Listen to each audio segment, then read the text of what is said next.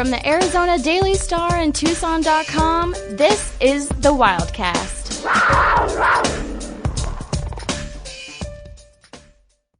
What's up? Welcome to another episode of the Wildcast podcast. Justin Spears here with Arizona football insider Michael Lev and sports editor of the Arizona Daily Star, Ryan Finley. How's it going, guys? Big week this week, Arizona versus Oregon.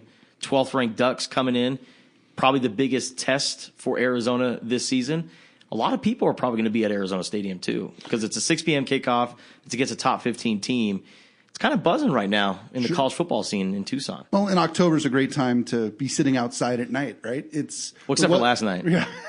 Well, the weather seems to finally be cooperating a little bit, too, which is good.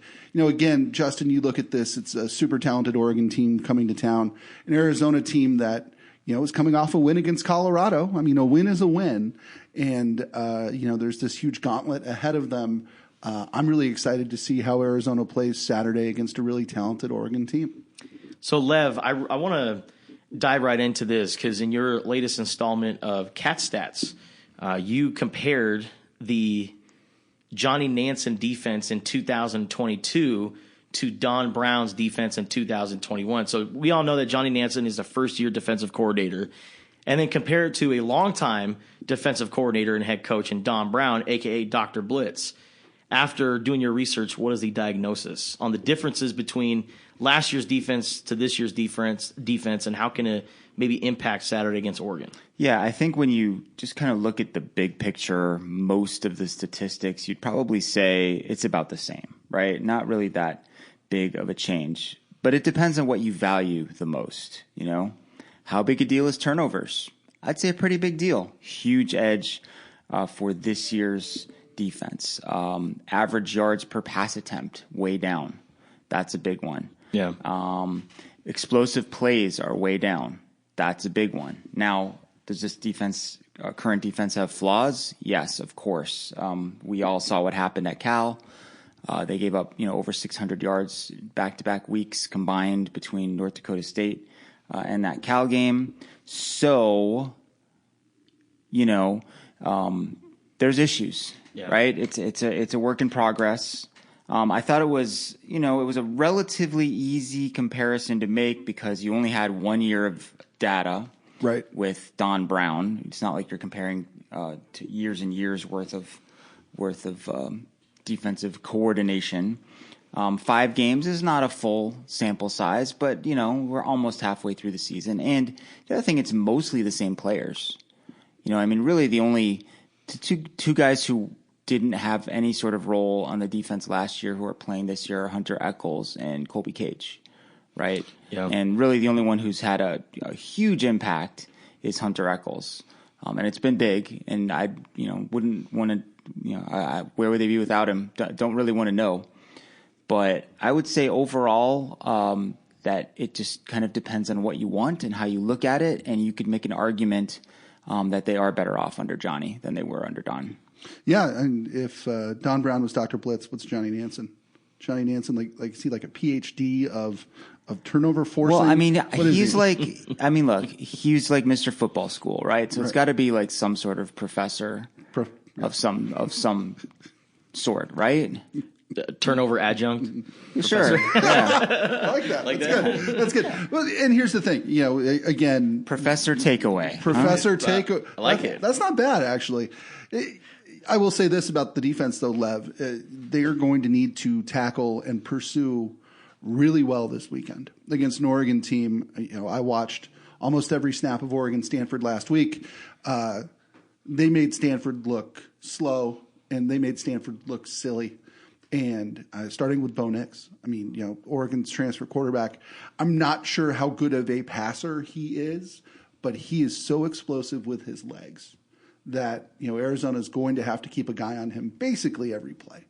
And, we've seen some problems. Colorado, say what you will, Arizona played pretty well against Colorado, but the Buffaloes were still able to move the ball and to score some points. And if Colorado can move the ball on them, I'm a little nervous about what Oregon's going to do. And the reason why I start off this podcast talking about the defense is because you feel like if Arizona stands a chance on Saturday, the defense is going to have to step up. They're going to probably have to play their best game of the season because, like you said, Lev, they gave up 600 yards in back-to-back games combined. Now, while Cal does have a star and Jay did not, North Dakota State is a downhill team all the time. You can't give up over 600 yards on the ground. And Oregon, that's their forte. I mean, Bo Nix does it himself. Oregon is, a top 10 rushing team in college football, obviously one of the best in the Pac-12. So it's Arizona, they're going to have their work cut out for them. Sure, and you hate to talk about guys who aren't there anymore, but, this still is very much a team built in Mario Cristobal's image, right? Mario Cristobal was a college offensive lineman who then coached offensive linemen. He very much built his team sort of from the inside out. And I think you still see a lot of those elements when you watch Oregon now. They're very big up front.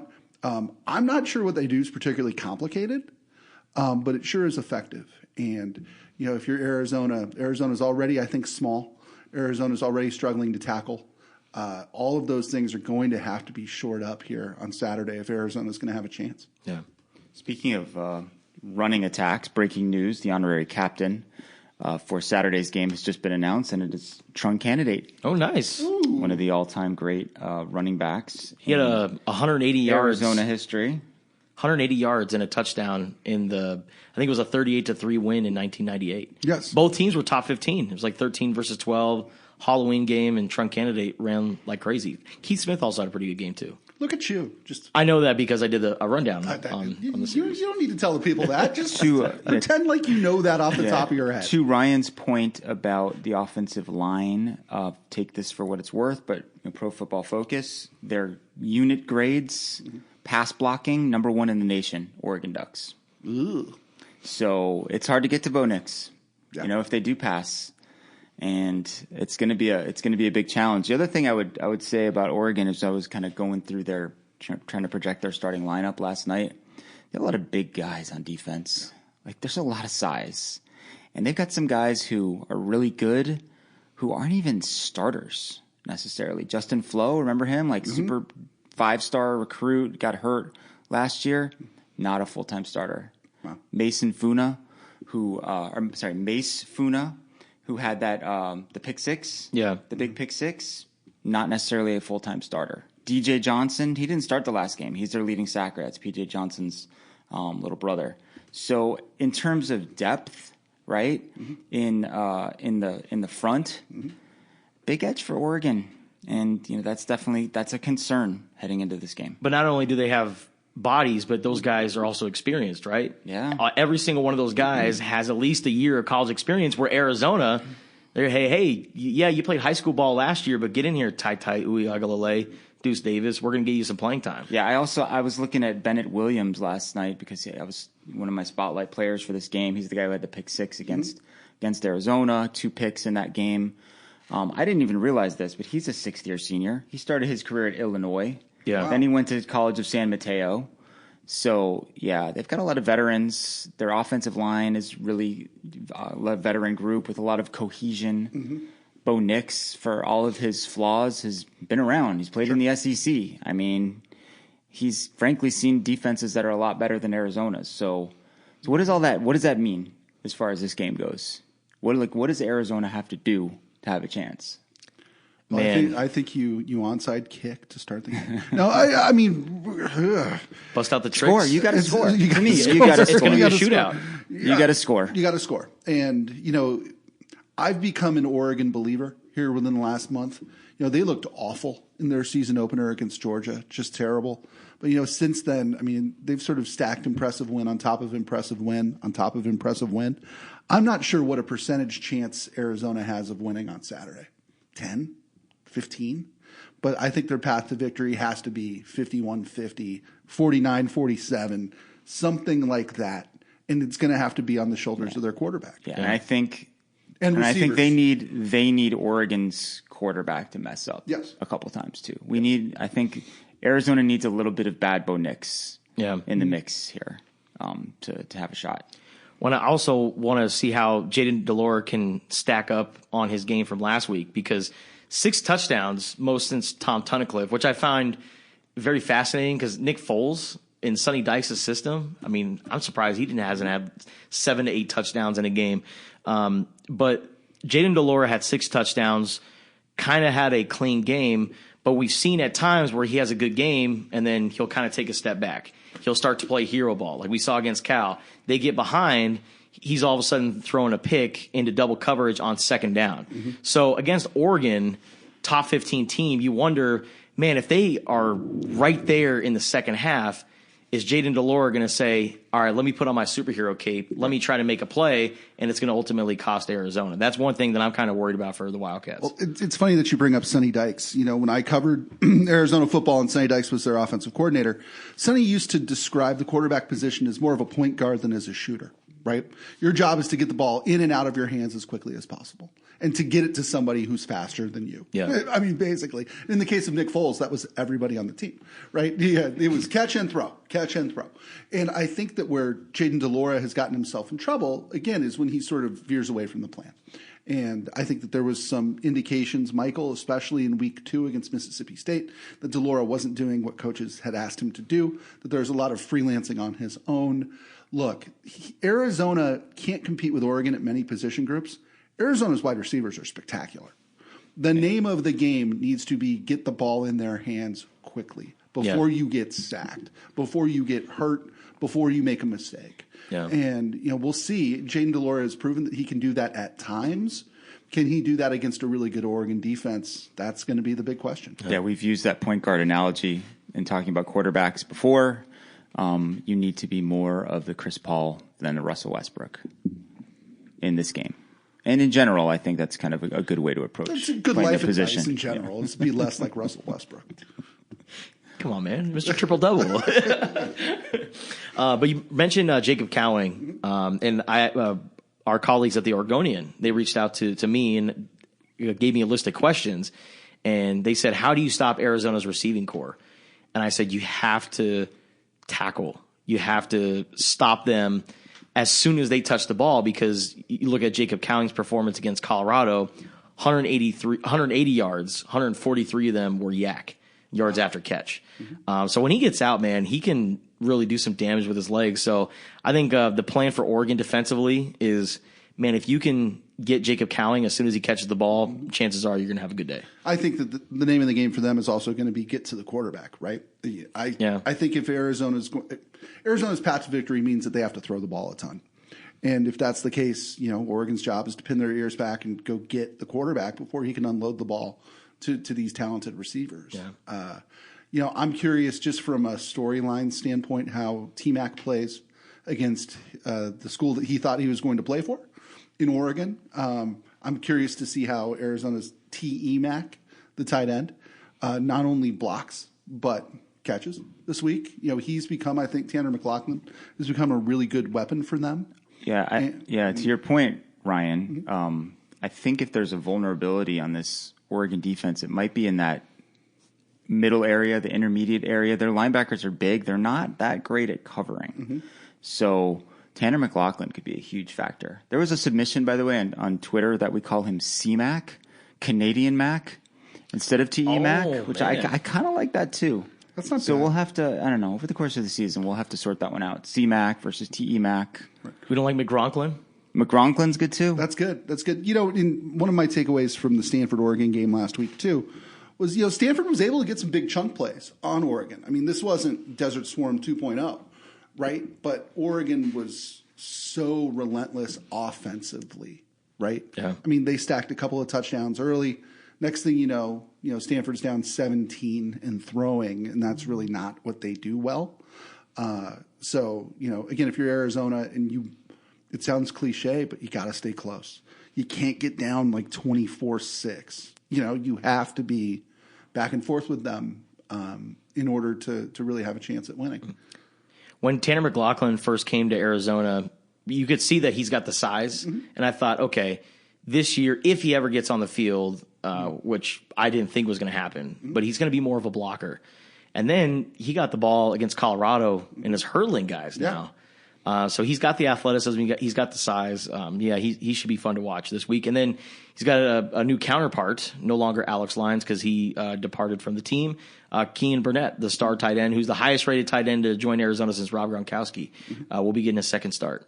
So tight ends, keep an eye on that. Michael, you've seen more Kean Burnett probably than anybody who doesn't work for the football program. What is sort of the scouting report on him through, 5 games his freshman year? Mm-hmm. Super talented. I would say gifted pass catcher, needs to add bulk, needs to adjust to college football. Okay. I mean, he got that one target. I mean, I think they called it a drop. It wasn't really a drop situation. It was kind of in the right flat, and he got smacked. Mm-hmm. Like as soon as the ball arrived. And I mean, hey, that's what it's going to be like. And they're going to ask you to make tough catches over the middle, which I don't know how often he did that in high school. They're going to ask him to block. Right. Mm-hmm. I don't know how often he did that in high school. T-Mac, the original T-Mac was talking about the blocking aspect when we spoke to him this week. And I mean, that's an adjustment for a lot of these guys who are just in those featurized roles in high school where, they're probably playing near the sideline most of the time and they're winning jump balls and making 80-yard catches. Like, it's not that easy. Yep. So learning curve for Kean, I think ideally they would have liked to have really used him sparingly this season, but that's not the case now. Nope. You're in the game, jumping into the deep end. Right. And I think that the easiest thing to do, pass catchers seem to catch on pretty quickly in college football, right? Freshman wide receivers seem to have less of a learning curve than everybody else. I'd argue that it's the hardest thing in college football to do is to block, right? That's why very few freshmen start on the offensive line. Very few play well, as underclassmen even. So, you take with Kean Burnett here, I mean, that blocking thing, I mean, that takes time for anybody. Yeah. And if he's a little slight, if he needs to put on 30 pounds to be a good blocker, you can't do that in the middle of the season. Yeah. So the Alex Line news I thought was interesting. And for that to kind of come out after a runaway win, and Alex Lyons hasn't said anything, right? Yep. Nope. Curious as to what his rationale was there. Did he get out because he doesn't want this season to count against his eligibility? Is that the reason why? Where's he going to end up? This will now be his 3rd school, right? Because he started at UNLV. Yep. You don't see a lot of 3-school players even in the modern transfer portal era. So curious to see. Unless you're, Braxton Burmeister or Tate Martell, those guys. 3's a minimum for those guys. Yep.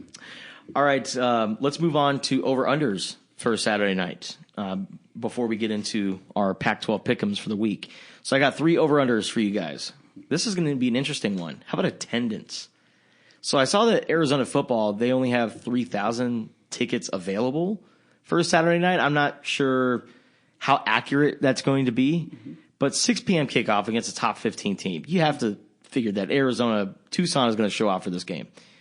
Beautiful weather, early October. So I'm going to set it at 45,000 over under. Oh, I'll take the over there. Yeah. I think that, this is a huge game. If you're a casual fan, right? Casual fan comes to town for one football game a year. Maybe this is the game that you circle. More so than ASU, only because it's the day after Thanksgiving. Maybe more so than USC. I think that this might be on paper the best team Arizona plays at home this year. And I'll take the over. Michael? Well, if they're that 3,000 figure is to be believed and capacity is like 50,600 or whatever it is, then it should be over, at least on tickets sold. Mm-hmm. Now, there is the possibility of rain on Saturday. Knock wood. Hopefully the rain stays away. But, yeah, I think if ever there was an occasion for a sellout or close to it, all of the factors are adding up. Oregon is an attractive opponent, good start time, top 15 team. Arizona coming off of a rousing and exciting victory. A lot of, upsets past being discussed in this particular matchup of this series. This is the week for them to go at or close to capacity. This is where you make money. Yeah. Right? Yeah. I'm going to go with the over as well. Give me a Rob Gronkowski 48,000. I think is a pretty good number for Arizona, Oregon. How about rushing yards for the Ducks? Now, one of the top rushing teams in college football. Man, I'm gonna set it at 265.5 over under for Oregon against Arizona. That's a really high number, so I'm going to take the under. but it wouldn't surprise me if it was like 250. You do know we're talking about Arizona, right? Yeah, no, I do. I think it's the key stat of the game. If Arizona can hold Oregon to, and this is going to sound kind of crazy, if they can hold Oregon to less than 200 yards rushing, I think that Arizona can win. And if they get over 200, I think the tide shifts to the Ducks. But 260, I thought you'd say lower than that. So given that 265, I'm going to take the under. I think Arizona's rush defense is suspect until further notice. Yeah. Until they show. I mean, and again, Arizona beat North Dakota State, and it was a rousing victory. North Dakota State was getting chunk play after chunk play running the ball against them, right? The next week you play Cal, you get run all over by a freshman. I think Arizona's rush defense at least is suspect. So give me the over. Yeah, Oregon's offensive line is one of the best units in the country or in the Pac-12. So I'm going to take the over. I think they're going to get 280, close to 300. All right, how about passing touchdowns for Jaden DeLora? 6 last week against Colorado. I'm going to set it at 4.5. It's very high. So what do you think? Over, under? Under. Under? Under. Yeah, that's a lot. I mean, as you noted, not many people have thrown 6 touchdown passes in a game. Yeah. So that's an exceptional outing for him. I mean, if he throws 4, which would the under would hit, under. That would be a really good night too. Yeah. So I'll take the under. Just I would have said more around 3.5. 3.5. Yeah. I'll take the under too. As a quick aside, has anybody talked to Jed Fish about leaving Jaden DeLora in the game to break that record last week? We kind of addressed it a little bit. Yeah, I think they wanted to break the record, and B, he talked about how paranoid he is. I asked him, like, when were you comfortable in that game? He was like, when I could tell Jaden to take a knee at the end, because he's been a part of some crazy comebacks. Mm-hmm. He cited the Michigan State game with the block punt. Mm-hmm. I think he was coaching for that UCLA Texas A&M game, right, with the crazy comeback in the fourth quarter. So, I'm with you. I think especially once they kind of got past midfield, I think they easily could have taken out all the starters, and they could have put Jordan McLeod in there and just handed the ball off or whatever. But hindsight's 20/20, and it only comes back to bite you if somebody gets injured, and nobody did. So, all right, I'm going to take the under for passing touchdowns. I'm going to go at 4. But let's move into Pac-12 picks this week, guys. Starting off with hold on. Let me backtrack here. Where are we at right now with records? Oh, because why would you want to gloss over that when you're like easily in first place? So I'm 23-5 straight up. 18-10 against the spread. Ryan Finley not far behind. Not far behind. I'm right there. Hold on one second. I'm looking this up. Lev, shuffle some papers for me. Yeah, I will go. I'll go first. I'm 21-7 straight up, which is good. 5-1 last week. 12-16 against the spread. 500 last week. But after the way things have been going lately, 3-3, I'll take it. Like Michael Lev, I am 21-7, but I am 18-10 against the spread. Take me to Vegas, Justin Spears. We are tied. Me and you should go. Yeah, me and you should go with duffel bags full of cash. See what happens. All right, let's go into Pac-12 picks for this week. Let's see if Lev can make up some ground here. Starting off with probably the best matchup of the week, and that's Utah versus UCLA. We got number 11, the Utes, visiting number 18, UCLA. And the Bruins had a big win over the Washington Huskies last week. DTR was phenomenal. That play that he had at the goal line where he kind of stopped and made 2 Washington defenders collide into each other was fantastic. Prevented an interception, right? Did he throw one and then knocked it out of the guy's hands? So DTR is so fun to watch.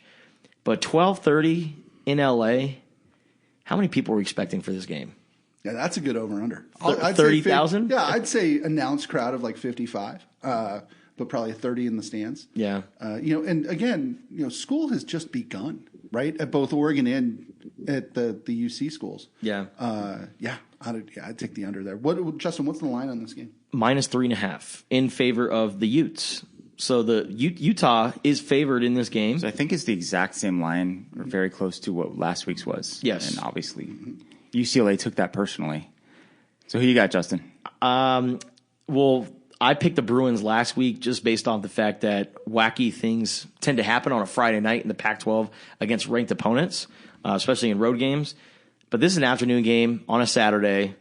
I think Utah is going to be comfortable in this game. So I'm going to go with the Utes to spoil UCLA's run.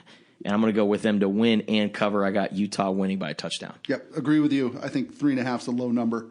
And Utah is the class of what we used to call the Pac-12 South until further notice. So, yeah, I think UCLA definitely showed something last week. I think they proved themselves that they belong in the discussion, at least as far as contenders for the Pac-12 title. But I'm with you guys. I'm on the Utah bandwagon until further notice. I think they are the class of the conference, and I don't think that the circumstances are going to throw them off. Like you guys said, I don't think it's going to be like a great crowd for an afternoon game at the Rose Bowl. They went down to the Swamp already this season, so they got plenty of experience in quote unquote difficult road situations. I don't think this is going to be that difficult. I think the Utes are going to win and cover. How about Washington versus Arizona State at 1 p.m.? The Huskies are 14-point favorites on the road in Tempe. Now, they're going to come in kind of ticked off because of what happened last week against UCLA. ASU is a bad team this year. ASU played fine against USC, though. Really. And I know, you guys were somewhere 17 else. points. You guys were somewhere else last week watching another game.